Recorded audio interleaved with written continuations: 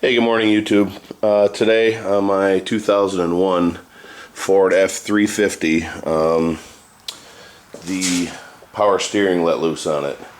And I thought it was just a line at first, but after further inspection, it's coming out right at the pinion, or at the Pitman arm, that seal at the bottom of the pump at the Pitman arm. So I got to pull this thing out, get it on the bench, and replace the seals. There's only seven things that you have to disconnect to get this pump out. It's fairly easy, but on mine I notice it's going to be a little bit more difficult, and I'll show you why. The first thing you're going to want to do is take off your steering arm.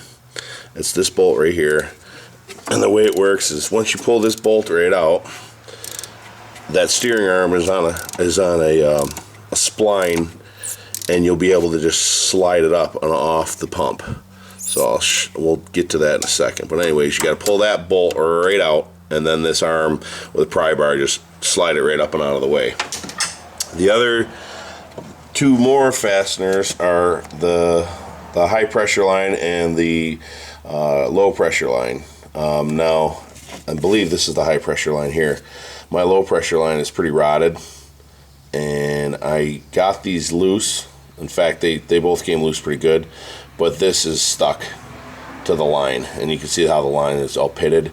So I might have to replace this line, which isn't a huge deal because the other end goes, over there, hooks up. It's not a big deal, but they're off, so that's good. That's loose. That's good. There's three more fasteners on your frame rail, and they are. Let me get a light. The pump itself has got threaded holes in it. So these three bolts right here, that one there, that one there, and that one there. You got to get those out. And then after that, underneath is the Pitman arm. And I can go to the store and rent a Pitman arm puller, and everything is fine. The problem that I'm having is my Pitman arm, let me see, is right back there. The problem that I'm having is this here. I don't know what this is for the steering. I don't know if that's for the steering stabilizer or what that is, but that cross member that goes right underneath the Pitman arm. So I'm going to have to take it off at this tie rod here. I'm going to have to pull it off there, drop the whole pump down, and then pull the Pitman arm off on the bench. So instead of 7, I have 8 connections that I got to deal with. And this one's not going to be wonderful, because it's old. I don't even know if it's worn out. It looks pretty bad, but I don't really feel like replacing that end.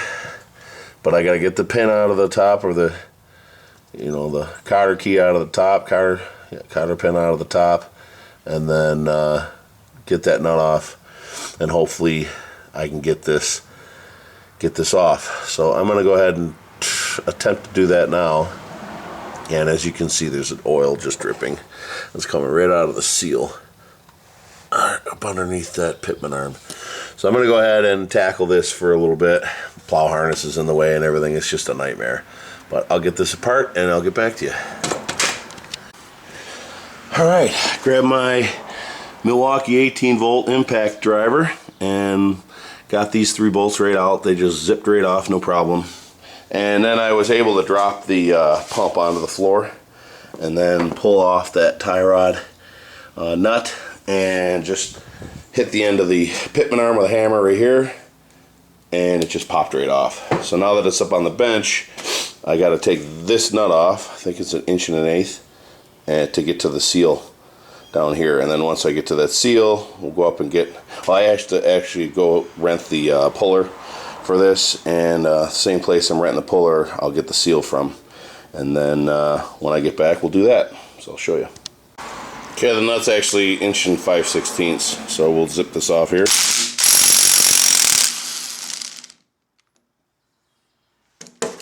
And then I have to go get a puller.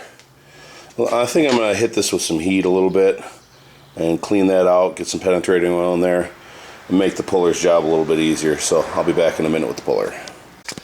Well, sorry I didn't film that, but that was extremely simple. Just throw that on there, tighten that down with an impact on 3/4, just a couple whacks, and all of a sudden it just slid right off. So that Pitman arm is off, and now I can get to the seals. I went and rented this, and I bought the new hose that I broke, and they didn't have a seal kit at wherever it was, AutoZone maybe, Advanced Auto. So I'm gonna check AutoZone and Napa, see if they have it. If not, I gotta spend 14 times as much and go to Ford. So I'm gonna check with them, and I'll be right back. All right, got ahead of myself a little bit with the seal because it was a pain in the butt, but I'll show you how I did it. The first seal that you have on the very top is this oil seal, and the way I did this was just got in there with a couple of picks, and actually no, I took a small punch and I hit it on an angle with a hammer, and it actually kind of started turning this and got underneath it, broke it in half, got underneath it, and it just popped right out, no big deal. Then I got the circlip remover and pulled that off. That wasn't a big deal.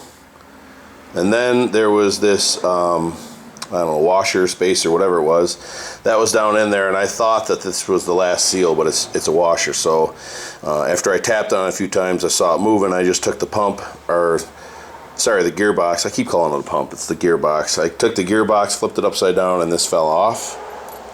And then with the last oil seal, it's all mangled right now, but when it was in there, I took a drill and I drilled a small hole. I think it's right where the split is. I drilled a hole in there, and I took a screw and I screwed it down into that hole and grabbed a pair of pliers and just pulled the seal up. So the seal popped right up, and then down in there it's all cleaned out, ready to go, ready for the new seal. It's only about noon and I can't pick up the seal till 2. So I'm going to put this on hold until this afternoon. So I will see you in a bit. Alright, I got back from the auto parts store, cleaned up the gearbox a bit, and now I'm going to start installing the seals.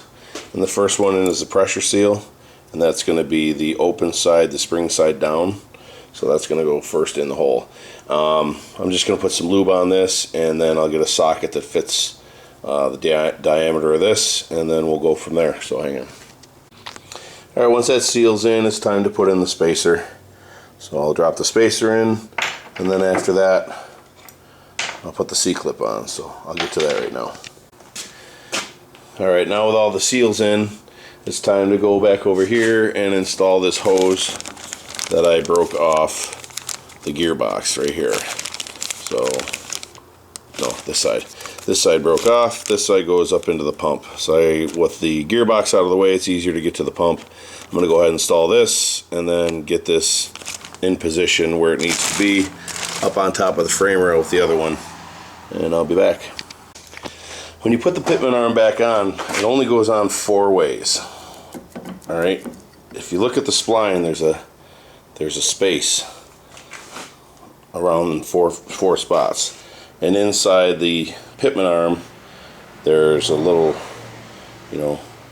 part that goes into that space. And if you look at the Pitman arm, there's a slight bend to it. Since I have all the scale on top here, I know that it wasn't on this way, it was on this way. So just make sure when you put yours back on that you put it on the same direction it came off. And then I remember when I took this off, the flat side was facing up along with this, and so that's ready to go. So I'm just going to go ahead and put the lock washer on it and torque down that nut.